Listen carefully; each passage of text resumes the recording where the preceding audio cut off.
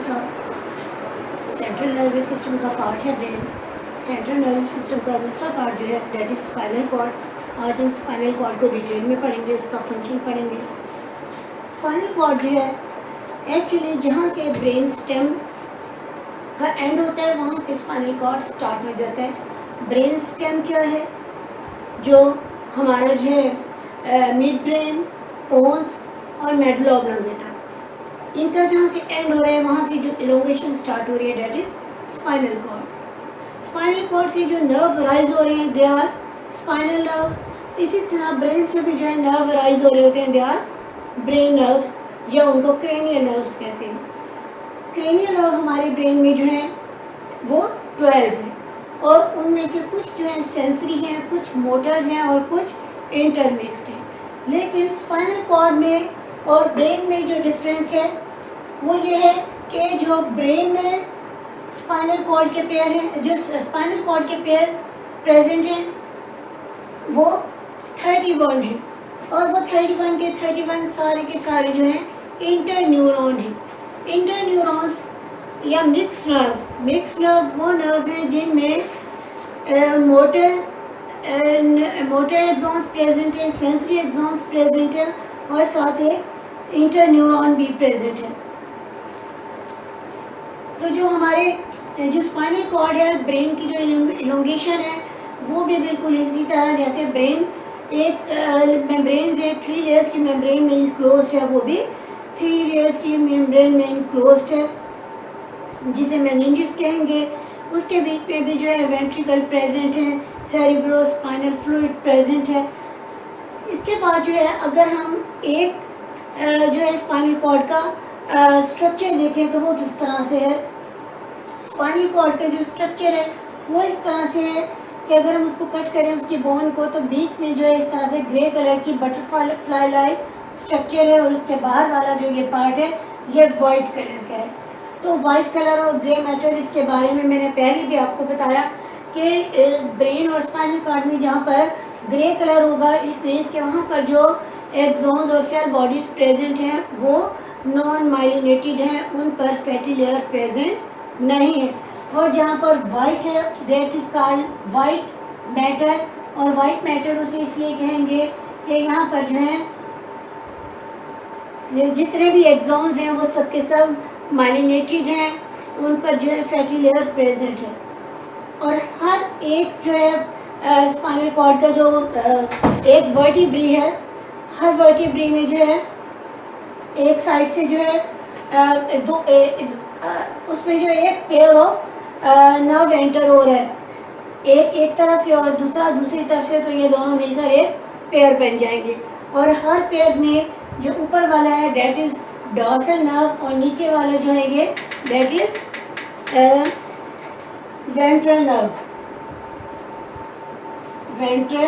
Nerve और ये ऊपर dorsal nerve. Actually dorsal nerve जो है ये मैसेज लेकर आ रहा होता है और जो वेंट्रल नर्व है ये जो नीचे वाला मोटर नर्व है ये मैसेज लेकर जा रहा होता है। और यहाँ पर जो है इनमें यहाँ पर कुछ ग्रुप ऑफ न्यूरॉन्स प्रेजेंट हैं। These groups of neurons are called ganglion. तो क्या होगा कि जब मैसेज इधर से एंटर होगा सेंसरी न्यूरॉन से, ऊपर वाला जो डॉर्सल नर्व है डेट इज सेंसरी न्यूरॉन्स और जो नीचे वाला है ventral nerve that is motor neuron. Sensory neuron आपको पता है सेंस ऑर्गन से मैसेज लेकर आ रहा होता है। मैं यहाँ पर SN लिख रही हूँ, इट मीन्स ये सेंसरी न्यूरॉन है and it is motor neuron. Sensory neuron sense organ से मैसेज लेकर आएगा। This is inter neuron. ये इंटर न्यूरॉन उसे इंटरप्रेट करेगा, उस पर डिसीजन लेगा और मोटर न्यूरॉन के थ्रू आंसर चला जाएगा। स्पाइनल कॉर्ड जो है ये एक लिंक क्रिएट करता है between brain and body, between brain and peripheral nervous system. It means हमारी जो बॉडी है उसमें बहुत सारी इंफॉर्मेशंस आ रही हैं जो कि कुछ ब्रेन की तरफ चली जाती है और कुछ स्पाइनल कॉर्ड की तरफ। एक्चुअली ऐसे काम जो कि हम वॉलंटरी करते हैं, जानबूझकर करते हैं, अपने कॉन्शियस में रहकर करते हैं, उनको तो ब्रेन जो है उन पर वर्क करता है, इसलिए जो है वो जो है मैसेजेस सारे ब्रेन में जाते हैं, या अगर स्पाइनल कॉर्ड में जाएंगे तो स्पाइनल कॉर्ड उन्हें ब्रेन की तरफ भेज देगा। लेकिन अगर कुछ ऐसे काम हैं जो कि हमारे कॉन्शियस कंट्रोल में नहीं है, फॉर एग्ज़ाम्पल जैसे मैं आपको एक्सप्लेन करते हुए हाथ हिला रही हूँ, या ब्लिंकिंग ऑफ आई है, मैं इसके बारे में नहीं सोच रही हूँ बिल्कुल भी, और मेरा सांस भी जो कॉन्स्टेंटली चल रहा है और मैं उसको गौर से नहीं सुन रही हूँ सांस को, ये आज मुझे ये फ्लाइट तंग कर रही है और मैं इसको उड़ाई जा रही हूँ और मुझे नहीं पता लग रहा है कि सारे जो वर्क होंगे ये हमारे कॉन्शियस कंट्रोल में नहीं है। ऐसे वर्क जो है they are done under the control of spinal cord. तो स्पाइनल कॉर्ड जो है एक तो रिले सेंटर है बिटवीन ब्रेन एंड बॉडी, और दूसरा जो है ये इन्वॉलेंट रिएक्शंस जो है वो सारे स्पाइनल कॉर्ड के थ्रू हो रहे हैं, जैसे कि सांस लेना है, रेस्पिरेशन का प्रोसेस हो गया, हमारे इंटेस्टाइन की मूवमेंट हो गई, एंड हमारी बॉडी मूवमेंट जो हो गई, ये सारी जो है ब्लिंकिंग ऑफ आई हो गई, ये सारी जो है एग्जांपल हैं जो वर्क जो है स्पाइनल कॉर्ड जो है वो कर रहा है। स्पाइनल कॉर्ड के 31 पेयर्स हैं और ब्रेन के जो है 21 पेयर्स हैं। आगे जाकर जो है ना इनका मोटर पाथवे और सेंसरी पाथवे में डिफरेंस भी है। नेक्स्ट पेज पर वो आप डिफरेंस वहाँ से कर सकते हैं, एक्सप्लेन मैं आपको कर दूँगी। उसके अलावा स्पाइनल और ब्रेन के में भी जो है डिफरेंस आ जाता है कि इसमें 12 पेयर्स हैं और इसमें 31 पेयर्स हैं। ये 31 पेयर्स सारे के सारे जो हैं मिक्स नर्व्स हैं, जबकि ये 12 पेयर्स में से कुछ जो है सेंसरी हैं और कुछ जो है मोटर हैं और कुछ जो है इंटरनर्व्स हैं। ये 2 पॉइंट से इनका डिफरेंस जो है वो बन जाएगा जी। इसके बाद जो है कि हमारा ब्रेन और स्पाइनल कॉर्ड जो है वो किस तरह से वर्क करता है। Brain and spinal cord, brain is present in cranial cavity, और ब्रेन जो है consist of cranial nerves, spinal cord consist of spinal nerves. ये स्पाइनल क्रेनियल और स्पाइनल नर्व्स जो है फिर आगे क्योंकि मैसेज कन्वे करते हैं, तो 2 टाइप के मैसेजेस वो बॉडी में आएंगे। एक तो सेंस ऑर्गन से मैसेजेस आ रहे हैं जो कि ब्रेन में भी आ रहे हैं और स्पाइनल कॉर्ड में भी आ रहे हैं। तो जो ब्रेन और स्पाइनल कॉर्ड से आ रहे हैं वो एक पाथवे बना रहे हैं, that is called sensory pathways. It means जो रिसेप्टर से मैसेजेस आ रहे हैं ब्रेन और स्पाइनल कॉर्ड की तरफ, जिस रास्ते से ट्रैवल करके आ रहे हैं दैट इज सेंसरी पाथवे, और फिर उसको ब्रेन आंसर कर रहा है या फिर उसको स्पाइनल कॉर्ड आंसर कर रहा है, जो भी आंसर कर रहा है that they will make motor pathway. यानी मोटर पाथवे जो है नर्व का वो रास्ता है जिससे वो आंसर लेकर वापस जा रही हैं बॉडी की तरफ या इफेक्टर्स की तरफ। Effectors can be glands and muscles जी। मोटर पाथवे फिर आगे से 2 पार्ट में डिवाइड हो जाएगा, एक सोमैटिक नर्वस सिस्टम बनाएगा और दूसरा जो है ऑटोनॉमिक नर्वस सिस्टम बनाएगा। जो मोटर पाथवे में सोमैटिक नर्वस सिस्टम है, एक्चुअली ये अब ब्रेन से रिलेटेड, जो ब्रेन जिसका आंसर देगा और वो हमारी बॉडी तक जा रहे हैं वो सोमैटिक नर्वस सिस्टम में आ जाएंगे, और जिसका आंसर जो है स्पाइनल कॉर्ड देगा वो ऑटोनॉमिक में आ जाएंगे। ऑटोनॉमिक नर्वस सिस्टम को फिर आगे 2 में डिवाइड कर सकते हैं, एक सिंपैथेटिक और एक जो है पैरासिम्पैथेटिक नर्वस सिस्टम। इसकी मैं एक्सप्लेनेशन आपको इस तरह से दूंगी कि क्योंकि ये ऑटोमेटिकली काम हो रहा है, ब्रेन उस पर बिल्कुल नहीं सोच रहा, हमें नहीं पता हम क्या करें। कोई एकदम इमरजेंसी हो जाती है, उस इमरजेंसी कंडीशन में आप क्या करेंगे, अल्लाह ना करे जैसे कहीं कोई हादसा हो जाता है, तो क्या करते हैं ज़ख्मी लोग भी जो अपनी इस्ताअत से बढ़कर काम कर रहे होते हैं, वो मज़ीद ज़ख्मियों को भी लेकर आ रहे होते हैं। तो कई बार ऐसा देखा गया है कि हमारे एक बार एक मस्जिद में जो है ब्लास्ट हो गया, तो वहाँ पर जो है वो यंग लड़का था और उसकी ना ब्लीडिंग हो रही थी टांग से और उसमें जो है गोली लग गई थी, लेकिन वो जो है जोश में इतना ज़्यादा था कि बाकी जो है लोगों को वो उठा कर ला रहा था और उन्हें पानी पिला रहा था, उसे अपने ज़ख्म की भी परवाह नहीं थी। लेकिन फिर क्या हुआ कि जब वो थोड़ी सी कंडीशन बेहतर हो जाती है तो फिर उन्हें फील होता है कि हम भी जो है हर्ट हुए हैं और हमें भी चोट लगी है। तो ऑटोनॉमिक नर्वस सिस्टम को आप फाइट और फ्लाइट का नाम भी दे सकते हैं। फाइट मीन लड़ना एंड फ्लाई मीन छोड़ के भाग जाना। तो कभी ऐसा होता है कि आप एकदम से जो है किसी काम के लिए तैयार हो जाते हैं या किसी काम को छोड़ के स्किप कर देते हैं और भाग जाते हैं। फॉर एग्जांपल पीछे अगर डॉगी लग जाता है तो क्या करते हैं, या तो खड़े होकर उसका मुकाबला करते हैं और या फिर भाग जाते हैं। तो खड़े होकर मुकाबला करते हैं वक्त जब आप मुकाबला कर रहे होते हैं आपको नहीं पता होता what are you doing now, आप कैसे लाउड शाउट कर रहे हैं, या आप जो है आपकी जो आइज़ हैं वो खुल गई हैं और आपका जो है ब्रीदिंग रेट फास्ट हो गया, एक इमरजेंसी कंडीशन हो जाती है और आपकी बॉडी उस इमरजेंसी कंडीशन में आ जाती है और आप अपनी इस्तात से बढ़कर काम कर रहे होते हैं। This is fight.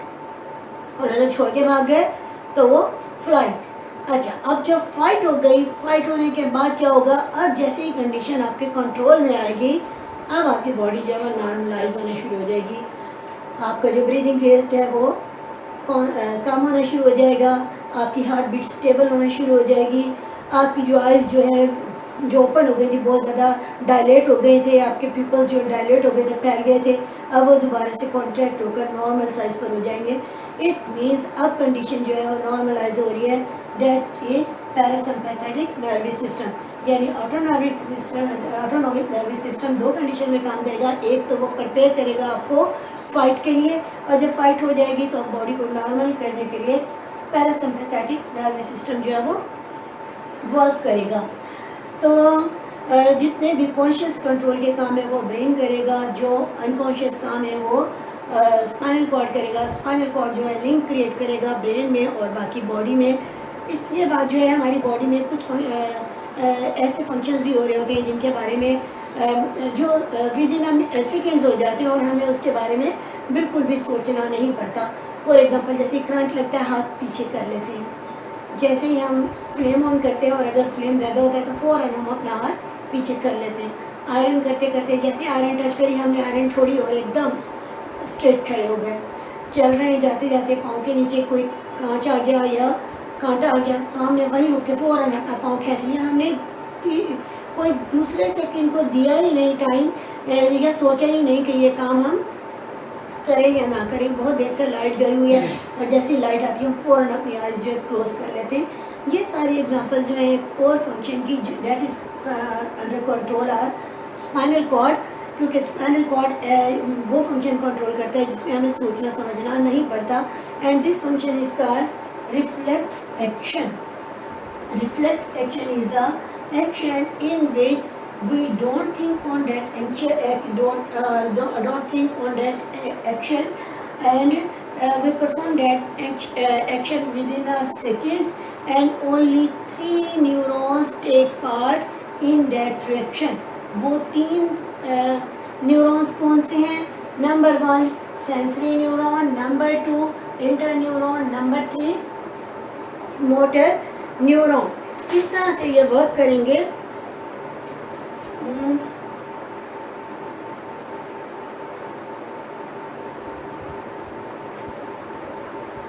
जैसे ही हमारे हाथ पाँव या आँख पर कोई इमरजेंसी वाली कैफियत आएगी तो सेंसरी न्यूरॉन उस मैसेज को कैरी करके जाएगा स्पाइनल कॉर्ड की तरफ। This is spinal cord.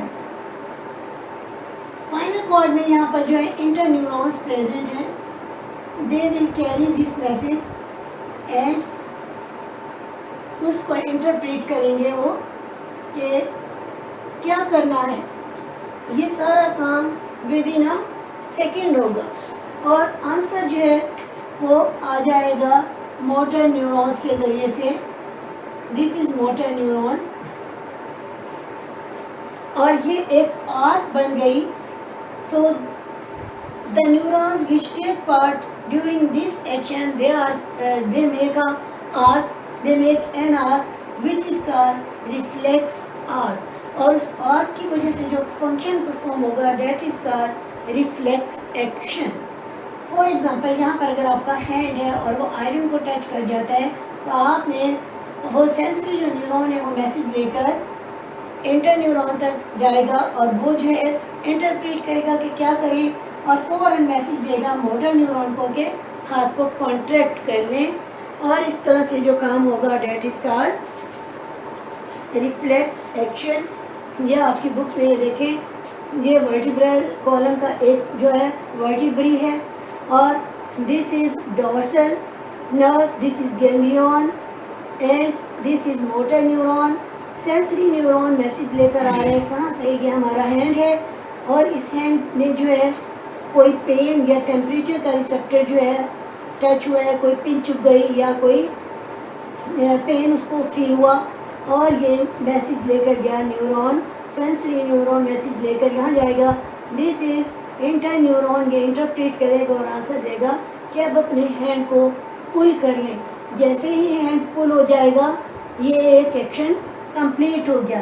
This is called reflex action, और ये जो आर्क बन गई that is called reflex arc. ये reflex arc and reflex action, इनकी जो है डेफिनेशन वेरी वेरी इंपॉर्टेंट, ये ज़रूर आपके एग्ज़ाम्स में आ जाती हैं।